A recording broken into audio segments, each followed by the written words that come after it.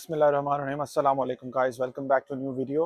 आज की ये वीडियो बहुत ज़्यादा रिक्वेस्ट की जाने वाली टॉपिक पर है, जो कि आपने टाइटल से अंदाज़ा लगा लिया होगा कि ऑस्ट्रेलिया की आजकल की वीज़ा रेशो क्या है, पाकिस्तान के लिए, इंडिया के लिए, नेपाल के लिए, या ओवरऑल भी अगर हम बात करें तो क्या ऑस्ट्रेलिया की वीज़ा रेशो है। ये वो क्वेश्चन है जो मुझे बहुत ज़्यादा सुनने को मिल रहा है। हर वीडियोस पे कमेंट आ रहा है, इस यूनिवर्सिटी की वीज़ा रेशो क्या है, हमारी कंट्री की वीज़ा रेशो क्या है, या ओवरऑल वीज़ा रेशो क्या है। तो मैंने कहा चलो इस मामले में एक वीडियो बनाता चलूँ। तो अभी मैं आपको दिखा दूँ, मैं इधर हूँ मेलबर्न सिटी में। ये मेन मेलबर्न सीबीडी का एरिया है। तो डॉकलैंड्स का इधर अब हम काम काज करके निकल रहे थे। तो रात का मंजर है, बहुत ज़रा हसीन है। साथ साथ आपको ये दिखाते हैं और साथ साथ आपको वीडियो में भी बात करते हैं कि अपने टॉपिक के बारे में। तो देखो यार, आप सबको पता है कि लास्ट ईयर जुलाई के बाद से ऑस्ट्रेलिया ने जो स्टूडेंट वीज़ा था वो देना बंद कर दिया। मतलब साउथ एशियन कंट्रीज के लिए नियरली इम्पॉसिबल कर दिया था। वीज़ा रेशो बहुत गिर चुकी थी, जो कि हमने देखा। हमने फेब 2024 इनटेक में भी देखा बहुत कम वीज़ा ग्रांट हुए। उसके बाद हमने जुलाई 2024 में भी देखा कि बहुत कम वीज़ा ग्रांट हुए। तो अभी अगर अब नेक्स्ट हमारे पास मेजर इनटेक आ रहा है फेब 2025, काफ़ी बच्चों को सीओई मिल चुका है, ठीक है। और कुछ अप्लाई कर रहे हैं, कुछ जीटी के प्रोसेस में है, या कुछ सोच रहे हैं कि हम ऑस्ट्रेलिया में अप्लाई करें ना करें, कंसिडरिंग द वीज़ा रेशो। तो देखो, एक बात जो मैं वो करूंगा वो ये है कि वीजा रेशो कभी भी एक टाइम पे हमेशा के लिए नहीं रहती। मतलब आज आज कुछ है, कल कुछ और होगी, परसों कुछ और होगी, ठीक है। तो बहुत सारे इसमें सर्कमस्टेंसेस होते हैं। तो आप इसमें ये नहीं कह सकते कि कोई एक इस मंथ में वीजा रेशो अच्छी हो जाएगी। हाँ भाई, फेब टेक के करीब अगर हम अप्लाई करते हैं तब हमारी वीजा रेशो कुछ अच्छी हो जाएगी। तो इसमें आप एग्जैक्ट नहीं कह सकते, लेकिन बात यह है कि आप किस तरह जज कर सकते हैं ऑस्ट्रेलिया की वीजा रेशो को। उस पर काफी सारे फैक्टर हैं। पहला फैक्टर सबसे बड़ा जो आता है वो होता है ऑस्ट्रेलिया के हालात, ठीक है। अभी जो लोग वीडियो देख रहे हैं, काफी सारों को नहीं पता होगा कि ऑस्ट्रेलिया में बेसिकली नेक्स्ट ईयर होने हैं फेडरल इलेक्शन, ठीक है। तो हुकूमत ने इलेक्शन में जाना है, और आप सबको पता है हर मुल्क में ये होता है कि जिस गवर्नमेंट ने इलेक्शन में जाना होता है तो वो लास्ट ईयर में वही काम करती है जिसका उसको इलेक्शन में फायदा हो। तो ये जो सारी एक साल से पॉलिसीज चल रही हैं, स्टूडेंट वीजा पे कैप लग रहा है, माइग्रेशन कम हो रही है, ये सारी मतलब उसी चीज़ों की कड़ी है। ये सारी ना इलेक्शन की, कि हुकूमत ने इलेक्शन में जाना है तो इलेक्शन में उनको वोट चाहिए। तो वोट यहाँ पे यही होता है कि अगर वो माइग्रेशन को कम करेंगे या वो शो करेंगे कि यार हम बाहर से लोग नहीं बुला रहे, तो उनको वोट मिलते हैं, ठीक है। ये एक बहुत बड़ा फैक्ट है, इसको आप डिनाई नहीं कर सकते। एक ये फैक्टर है ऑस्ट्रेलिया के हालात, ठीक है। सेकंड, देखें कि अब ऑस्ट्रेलिया वाली गवर्नमेंट जो कहती है वो कहती है कि यार पिछले हमने 2-3 साल में बहुत ज्यादा लोग बुला लिए हैं। अगर आप 1-2 साल पीछे चले जाएं, 2022 में, 2023 में, वहाँ पे वीजा रेशो बहुत अच्छी थी, ठीक है।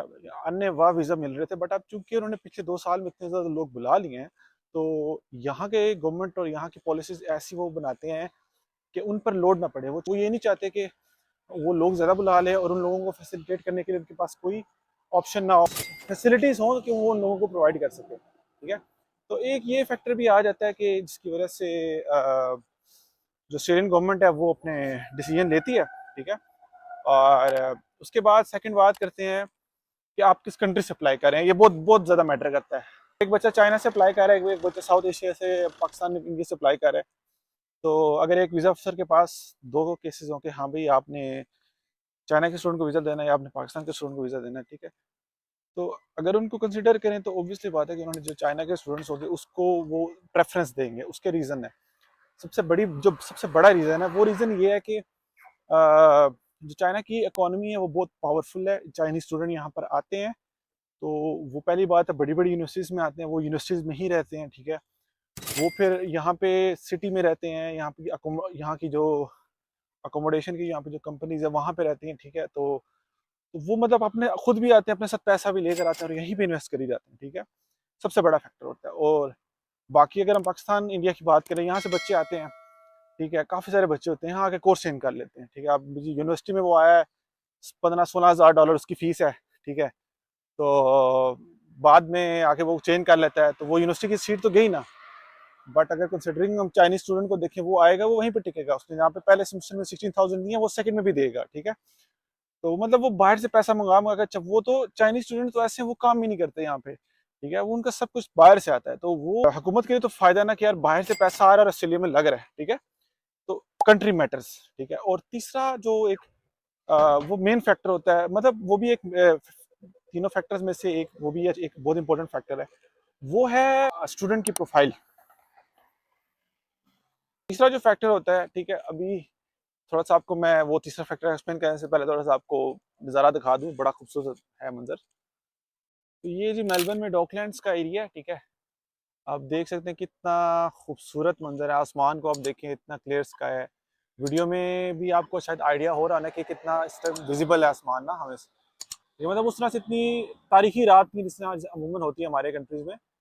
तो ये सामने मेलबर्न सीबीडी है, ये डॉकलैंड है, मतलब ये एक नुक्कड़ है, इससे आगे सारा समंदर है, ठीक है।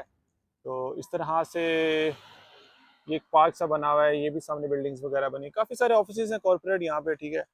क्योंकि सिटी के एरिया में तो सारे ऐसा ही होता है ना, आपके सारे ऑफिसेज वगैरह होते हैं। देखिए सामने एएनजी बैंक है, उनकी उनका ऑफिस है, ठीक है। तो साथ साथ यहाँ पे चल रहे हैं, साथ साथ हम अपनी वीडियो पे बात करते रहेंगे, ठीक है। तो थर्ड फैक्टर की बात कर रहे थे, स्टूडेंट की प्रोफाइल ऑब्वियसली मैटर करती है। आपने बैचलर किया हुआ है, बीबी एडमिनिस्ट्रेशन में किया हुआ है, और आप मास्टर्स करने आ रहे हैं, अगर बिजनेस एडमिनिस्ट्रेशन में ही बहुत ज़्यादा चांस आपको वीज़ा मिल जाए, बिकॉज आपका रेलिवेंट कोर्स है, आप एक जेन्युइन स्टूडेंट हैं। बट अगर आपने बैचलर जैसे आईटी किया और आप यहाँ पे अप्लाई कर रहे हैं मास्टर ऑफ पब्लिक हेल्थ में, तो बहुत बड़ा एक क्वेश्चन रेज हो रहा था कि वाई मतलब आप ऐसा ये कोर्स क्यों पिक कर रहे हैं, ठीक है। इसके अलावा आपके रिसेंट प्रोफाइल में आपके रिसेंट डिग्री में कितना गैप है, ठीक है, ये मैटर करता है। लोग कहते हैं नहीं मैटर करता, गैप मैटर करता है, और मोस्ट प्रोबेबली जो होता है वो आपकी रिसेंट डिग्री के बाद मैटर करता है, ठीक है। और वो भी इस सेंस में मैटर करता है ना कि देखिए, अगर एक बच्चा फ्रेश ग्रेजुएट है, आपकी डिग्री कंप्लीट हुई, आपने फॉरेन प्रोसेस स्टार्ट कर दिया है, ठीक है, तो वो उनको भी एक मैसेज जाता है कि यार बच्चा वाकई जेन्युइन है, एक बहुत अच्छा स्टूडेंट है, देखो वो तो जैसी डिग्री की है वो फॉरेन से उसने नेक्स्ट अप्लाई कर दिया स्टडीज के लिए ना। ये चीज़ भी मैटर करती है। तीसरे नंबर पर आइल्स या पीटी, ठीक है। बहुत सारे लोग क्वेश्चन करते हैं कि अब जैसे University of New South Wales में मैंने वीडियो बनाई थी, अब उसमें ऐसा था कि वो यूनिवर्सिटी की पॉलिसी ऐसी है कि वो आपको विदाउट आइल्स आपको एडमिशन दे देती है अगर आपकी प्रीवियस स्टडी इंग्लिश में हो, ठीक है।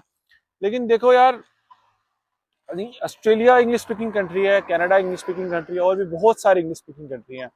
तो अगर आप इंग्लिश स्पीकिंग कंट्री में आ रहे हो और आपको इंग्लिश नहीं आती, ठीक है, तो एक बहुत बड़ा क्वेश्चन है कि यार आप यहाँ पे क्या करोगे, ठीक है।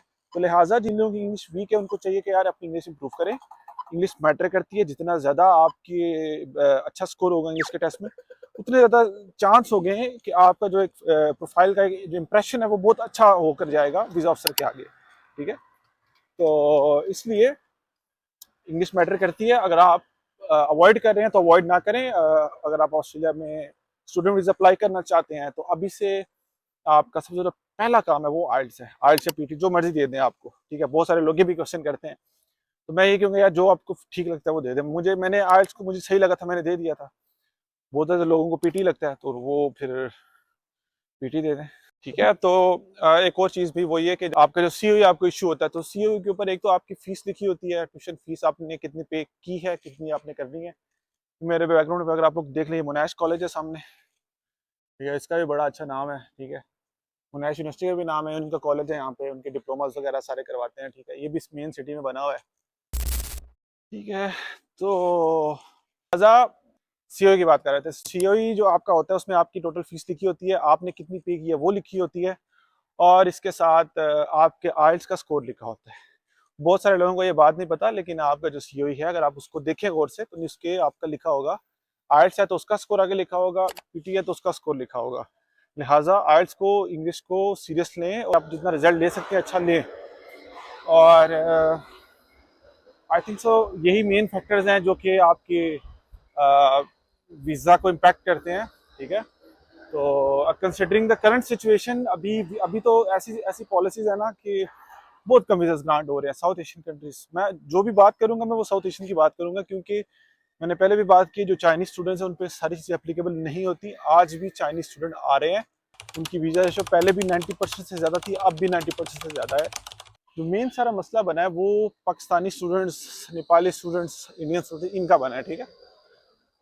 तो अभी आप अगर आप सोच रहे हैं कि आप ऑस्ट्रेलिया में अप्लाई करें फेब इनटेक में, तो ज़रूर अप्लाई करें, और कोशिश करें कि लेवल 1 की यूनिवर्सिटीज़ को टारगेट करें। लेवल 1 की यूनिवर्सिटीज़ की फीस नो डाउट ज़्यादा होती है, बट उनकी जो रैंकिंग्स हैं वो भी अच्छी होती है।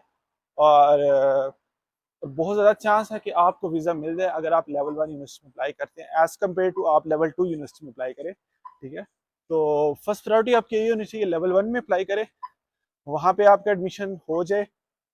इन केस अगर आपको एडमिशन नहीं मिलता, ठीक है, मतलब होता है ना, मैंने मैक्वेरी में अप्लाई किया था, नहीं हुआ एडमिशन, फिर मैंने स्विनबर्न में किया। तो अगर आपको लेवल 1 में कहीं भी नहीं मिल रहा, फिर आप लेवल 2 में जाएं। ठीक है, तो देन आपको चाहिए कि आप लेवल 2 में अप्लाई करें, और फिर आपको ये करना पड़ेगा कि आपको अपनी प्रोफाइल अच्छी करनी पड़ेगी, अपनी जो फाइनेंशियल्स हैं और अपना जो केस है और अपना जो एसओपी है वो बहुत अच्छे से आपको लिखना पड़ेगा, ताकि लेवल 2 में अप्लाई करने के बावजूद भी आपको वीज़ा मिल जाए। ठीक है, और अभी तो वीज़ा रेशो बहुत ज़्यादा अच्छी नहीं है, बहुत कम वीज़ा ग्रांट हो रहे हैं, लेकिन जैसे जैसे हमारा फेब इनटेक करीब आएगा वीज़ा रेशो इंप्रूव होती जाएगी, क्योंकि उन्होंने जितने भी स्टूडेंट्स बुलाने हैं तो वो उनको बुलाने पड़ेंगे, बेशक जैसी मर्जी सिचुएशन, मतलब उन्होंने बोल दिया ना हमने अगले साल में इतने स्टूडेंट्स बुलाने हैं, तो वो तो उनको बुलाने पड़ेंगे, उनको तो वीज़ा देंगे। तो अभी थोड़ी वीज़ा रेशो स्लो रहेगी, नवंबर के एंड से या दिसंबर के स्टार्ट से जो वीज़ाज हैं वो इम्प्रूव हो जाएंगे, और होपफुली जो जिन लोगों की फाइल्स एम्बेसी में लॉन्च हुई पड़ी हैं, यानी जिन लोगों ने वीज़ा लॉन्च किया हुआ है, उनको रिस्पॉन्स देखने को मिलेगा।